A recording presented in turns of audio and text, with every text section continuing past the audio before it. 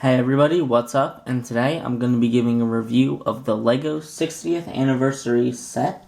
So the set is essentially just 4 mini builds of classic LEGO sets, and I'm going to be giving you a look at each of them individually in this one review video. But first I want to show you the nice little exclusive 60 years printed piece. It's just a brick with a tile there. Really basic, but also really nice. I think this really adds a lot to the display. So now let's take a closer look at all 4 of the builds in this set, starting with the Yellow Castle.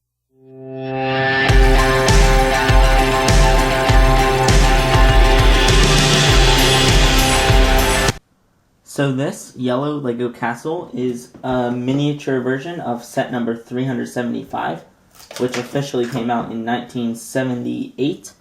And this is a really nice build.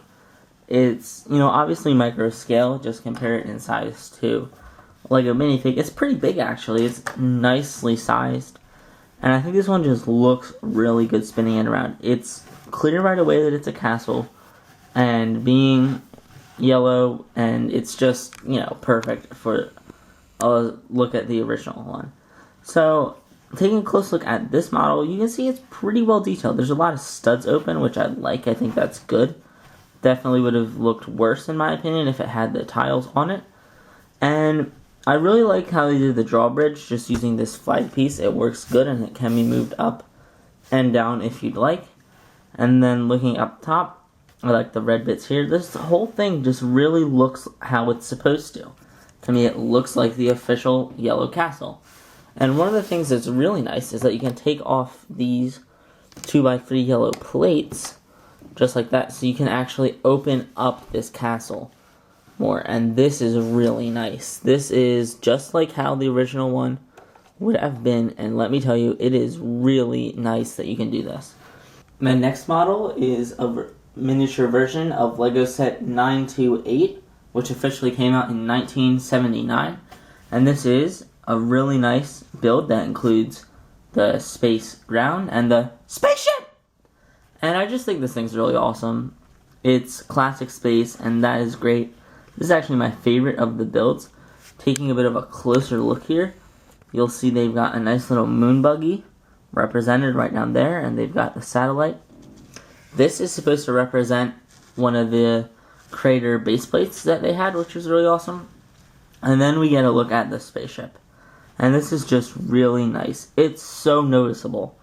This one is the most noticeable as a classic Lego thing, being that it's classic space. They've just got all the blues, the light gray, and the trans yellow pieces. It just looks really good. This model alone is really standout. I think it's a great representation of Lego's earlier stages of the classic stuff, and it's definitely a very well-loved theme. Definitely by older fans, and even by younger fans today, with Benny in the Lego movie. So this one's good. Next up, we have a pirate ship set. This is set number 6285 from 1989. And this is supposed to be the pirate ship in the set. And I'm going to be honest, I think this is the weakest of all the models in this set. And there's a couple reasons why. But first off, taking a look at the good stuff, the whole build of the boat is pretty good. I like how they included the water. It's not too dark of a color, which is good. And they have the little gun ports down there where the cannons would shoot out.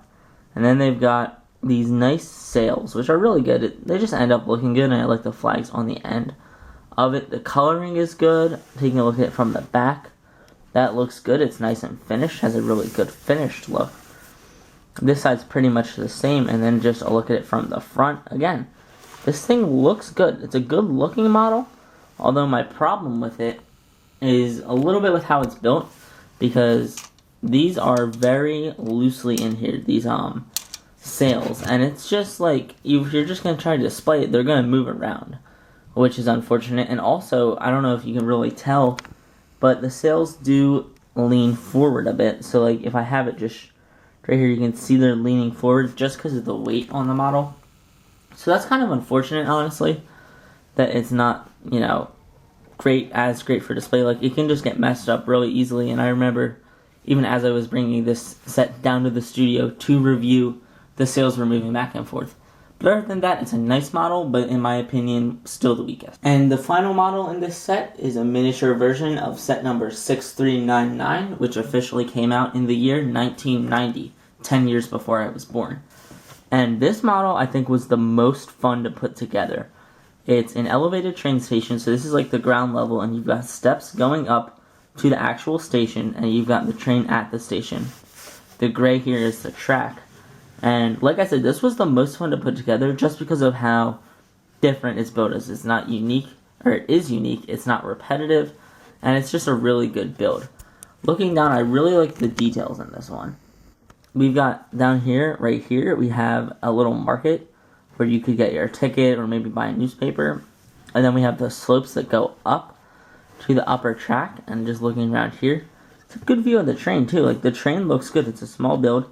I like how they have the grill piece in here. It looks just like the original model did. They've got signals, one green one and one red one. And it's just elevated nicely, and it just really looks good.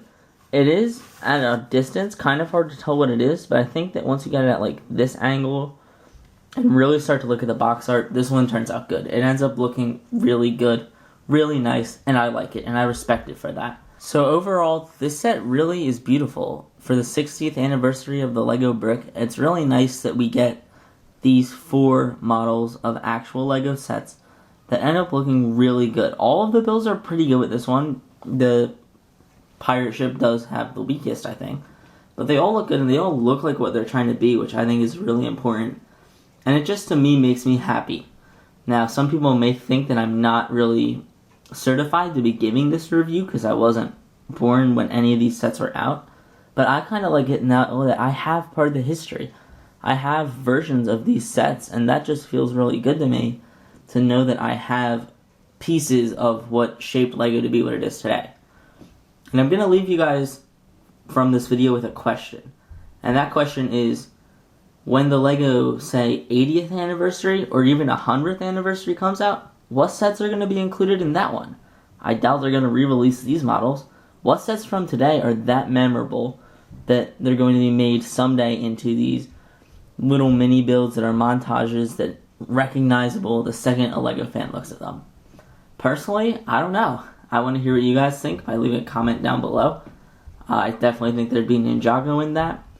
Probably not licensed stuff though, but other than Ninjago City and Friends, what else has Lego licensed that's really been good? That's all there is to see for this video. Thank you all for watching, and I'll talk to you all again in my next video.